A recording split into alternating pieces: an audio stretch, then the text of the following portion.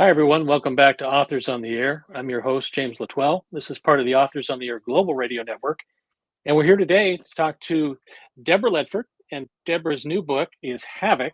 And Deborah writes really culturally relevant thrillers that I think you're going to get a blast out of. You really need to pick it up. It's great. Deborah is a Anthony Award or Agatha Award winner, two-time, I think, Anthony finalist. Right. Yeah, Pushcart Prize. I mean, she's got the creds. So you're definitely going to want to check it out. So welcome, Deborah. Thank you so much, Jim. This is great. I appreciate this very much. No, it's fun. It's fun. It's good to see you again. I think the last time we saw each other was in the hallway at Thriller Fest, and before that, it Yes, was Tucson at the Festival of Books. So yeah, that's right. Yeah. yeah. Are you going to So go to tell people. VoucherCon in Nashville? Yep, I'll be at both Killer Nashville and BoucherCon. It's going to be one All big right. long week.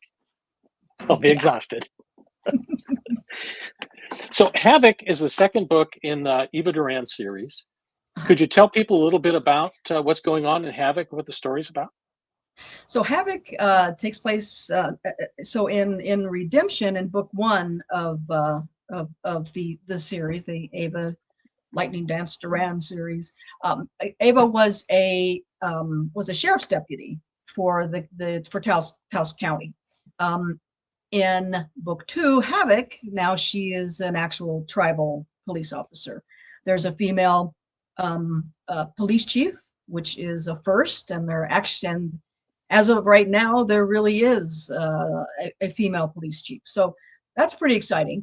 Um, so she's kind of tasked. She's low on the totem pole, but she's working her way up. She's becoming a more trusted member of the community. She was kind of on the outside on the fray for book one, but now she's fully engaged in keeping her tribe and her people and the community safe. So she's kind of thrust into this situation. A year has elapsed, so she's trying not to let the complacency get to her, because it's a lot of the same calls, so forth and so on.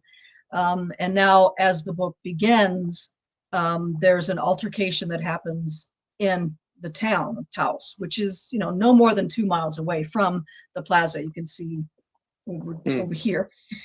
That's the North Yeah. House on the traditional plaza on the Pueblo. So she's kind of tasked. There's two ways in, two primary ways into the reservation. So she's tasked to keeping one of the entrances safe.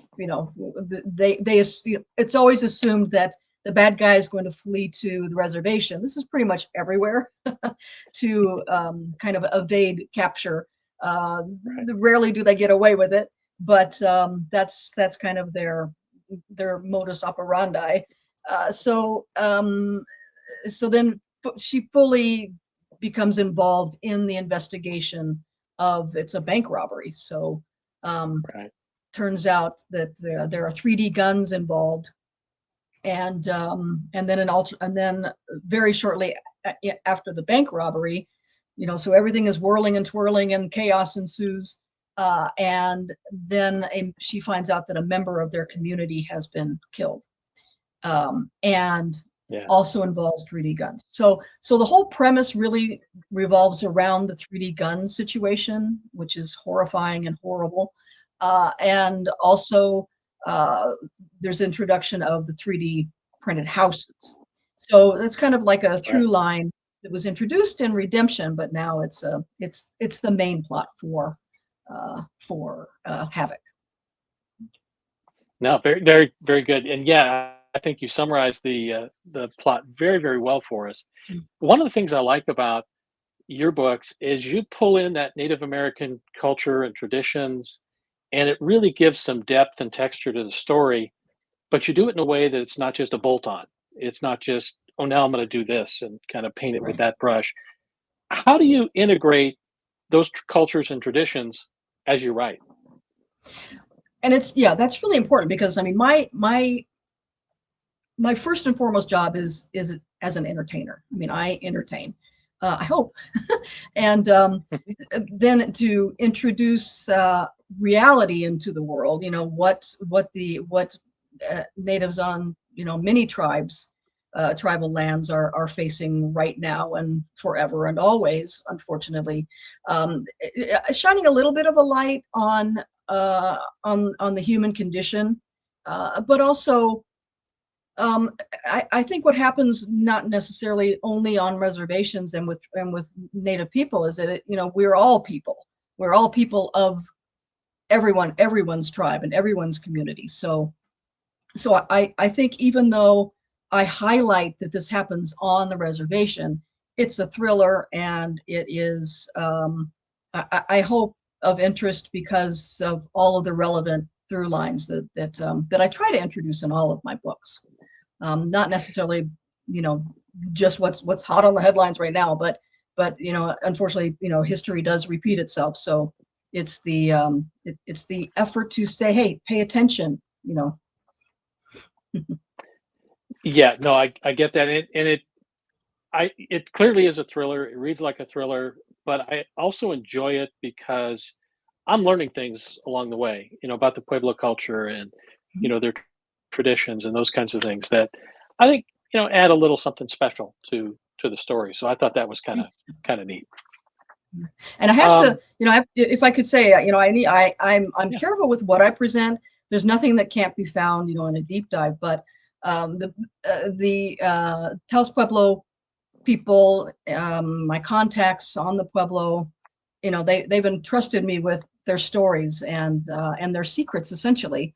So I'm careful yeah, with what I actually present. I do touch on more of the cultural and rituals in book two, especially as far as burial and mhm, respect and of the dead, those who have passed, and ushering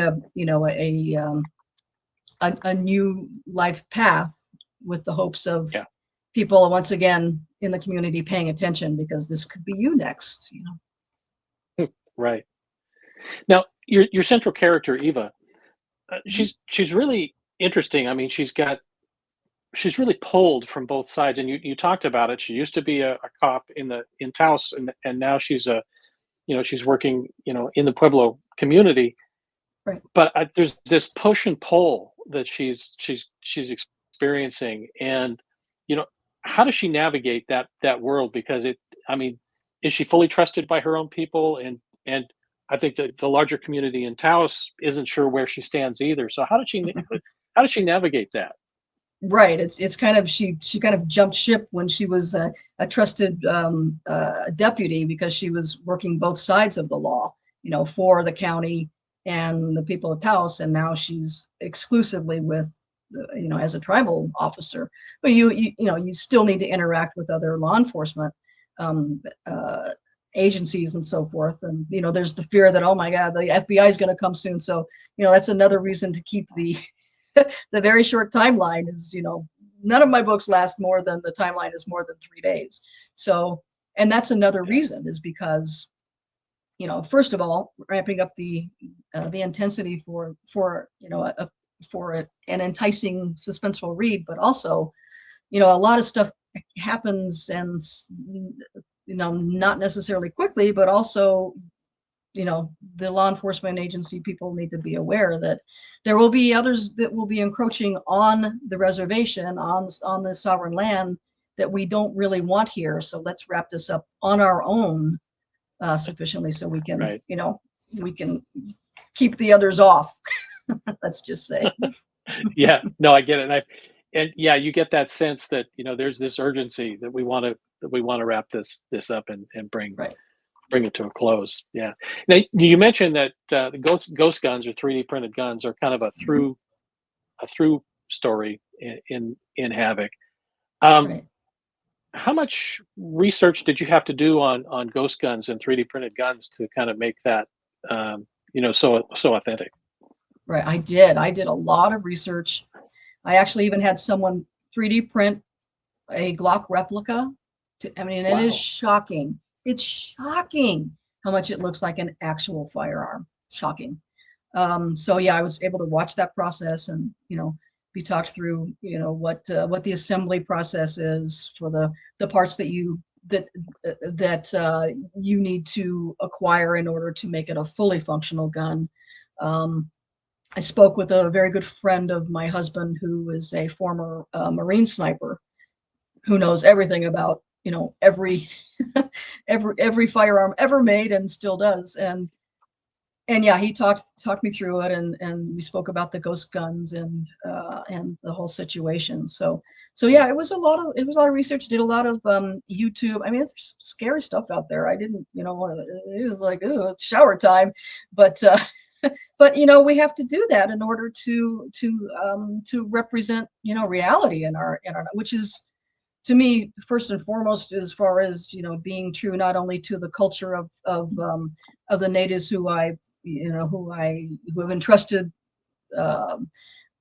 their way of being, but also it's just you got to be careful, but you also, I mean, crime fiction readers, they're savvy. I mean, they're like, they will send you mail. You got this wrong. Yes, they will. So the research is to me is crucial, and I love it. I mean, whenever I'm coming up with a character, especially like the bad guy, the antagonist, it's okay. So I know his personality. I know him like the back of my hand, every bit as well as I know Ava, or in my first series, Enola, Walela. Now, what are the bad guys? What guns would they want? So I always choose the munitions, Right. the firearms based on their, do we need something really cool? Do we need something, that's under the radar, so forth. So doing that research as well is, it's fun, but it's also, it's really important to get it right. You know what I mean? It is. It really is, and you're right. Readers are smart. They're savvy. They know what they're. Yeah, they know this, and they're Right. not shy about letting us Nope. know when we've Nope. misstepped. But also on the research front, and you pointed it out in your background behind you, the North House. Mhm. You must have had to go and spend some time on the Pueblo Reservation Mhm. to be able to describe that and how that felt in. I think you posted something on social media recently. Um, Mhm. that was how I envisioned it from reading Havoc. I mean, it was Nice. like spot on. It's like I know what it is. Oh, So good. yeah, how much time did you spend with the Pueblo people and get with that community? Well, I've spent, I mean, we're talking, well, decades, almost. Um, Yeah. well, let's see, no, not decades, a decade for certain. So the first time that I feature the Taos Pueblo reservation was in my book 2 from my previous series. And that one came out, I think, in 2012. So that's when or 2002. So I think 2011, I believe, is when I made my first trip, when I decided, okay, I really want to set it on the Taos Pueblo, and to then do my best to do research, but also see if I could find, a contact. And I was very, very fortunate to find Floyd, Mountain Walking Cane Gomez, and he Hmm. has been. He's my brother. We're still very, very tight, and fortunately, that relationship has been ongoing. And then in 2022, when I was then, my agent got me in with Thomas and Mercer, just based on a synopsis in the first 5 chapters. So then it was like, Hmm. got the green light, and it's like, okay, now to deep dive. Now let's get going again with Floyd. Did more trips there, but I don't even know, maybe a dozen or more trips Wow. to Yeah. the Pueblo, but also, just a lot of phone calls, a lot of texts, and the various people that I have, the contacts that I've made there, are always so giving with their time, because they Hmm. want me to get it right. They want people to come. I mean, it's a huge tourist community. It's a Right. beautiful place to be, and so go be a tourist. Yeah. No, I think the time that you invested was well spent because I mean, when you read Havoc, for example, you're in that place, you're in that community, so it came across very very well. So Great, kudos. That's awesome. thank you, thank you. Yeah. Now, kind of on a similar thing. I mean, crime. on the reservation is a real thing. And Yes. sometimes the relationships between outside police agencies and tribal police aren't necessarily kind of looking at the same thing. There's the whole phenomenon about indigenous women going missing and nothing happens. Right. And you kind of thread some of those conflicts through Havoc. Um, Again, how much were you able to kind of tap on resources to kind of flesh that in? Because I thought that thread was really well done. Right. And it is kind of taking the headlines, but unfortunately it's, I mean, I do know of people who not, certainly not closely, but related to people, natives who are gone. And yeah, I mean, how much does it matter? And it matters. I mean, it matters. And to be able to, I'm a native and part Eastern Band Cherokee. From my mother's people are from, Western North Carolina. And so to me, I feel like I represent, if I'm, if I don't have the opportunity to present this, a native loses their seat at the table. So keeping that going, I think, is really, really important. And therefore, if I can touch on, especially in redemption, I focus more on the drug abuse and missing women and so forth. But Right, it's right. and then in Havoc, one of the main characters, Paloma White Dove, the once famous hoop dancer who after an injury, her life was destroyed and she became a heroin addict and was kidnapped along with three of her best friends who later perished. So now in Havoc, we're kind of learning more about what she's currently going through, what it takes for the recovery, and this is shown through Ava's eyes, but also Paloma's eyes, and also Paloma's son Kai. So it isn't just the sufferer. I mean, maybe more than other, because the one who suffered or is going through recovery, they're focused on the recovery, whereas the family and friends and people that surround them, hopefully with love and understanding, they're in pain. So focusing a little bit Right. on that, I think, is really crucial, because one person Good. affected means 25, 35, 45 people in their wake. Right. Exactly. Exactly. There's a ripple effect. Yeah. Right. What's next for Eva? What's next that you're going to run her through? I would love to. I would love a book 3.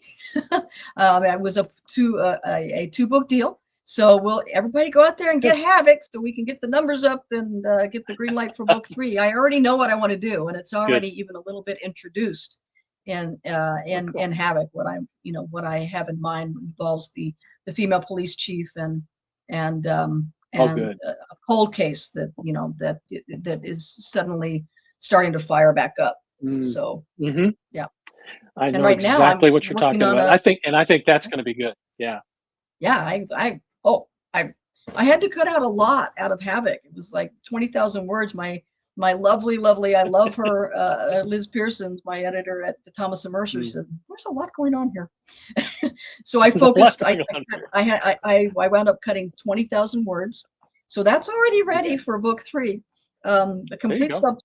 So and then focused more on the solving the actual crimes at hand. Love Yeah. it. I love it. We'll end up here with something we call 3 quick hits, and I Okay. want you to put I'm gonna ask you 3 quick kind of like trivia questions, but they're from Eva's perspective. Oh, great. Okay. So, Let's go. what is Eva's favorite cocktail, or what does she like to drink? She so I'm gonna say orange pop, because that comes into play with book 2, and in honoring Yes. the past Hmm. member of the tribe Right. who has tragically died. So I'm gonna go with she's gonna stick with pop for a while. Okay, that makes perfect sense. How about Eva's favorite music? What does she listen to? I'm I'm gonna say that Ava probably does not listen to a lot of music because she's always on the job, so she's always listening all around her. So maybe Hmm. the music of the reservation, of the birds and the sound of the wind going through the willows, on this Yeah, at the stream that runs between the north and south houses. So yeah, I think she's a pretty silent person. She's okay, kind of she's open to her outside elements. gotcha. And then finally, Oh, I can't hear you, Jim. I think we're breaking up. Did you ask the what third is question? Eva's greatest fear? Greatest fear. Yeah, rep. I think Yeah. probably losing Paloma again. I Mm, think she's in her head a lot, so it's difficult for her to move forward because of the fears of what have, encroached around her, and spiritually, and the outside influences that try to drag her down, even on a day-to-day basis. So yeah, got it. I think the past revisiting is a big fear for her. That makes perfect sense and fits. Folks, we've been talking with Deborah Ledford, the author of Havoc. You need to go out and get this because people are going to be talking about it this year, so you don't want to be left out. Deborah, it's been great to see you and talk with you. Thanks, Jim. I really, really appreciate it. You take care now. My pleasure. Bye now. Take care, everyone. Bye bye.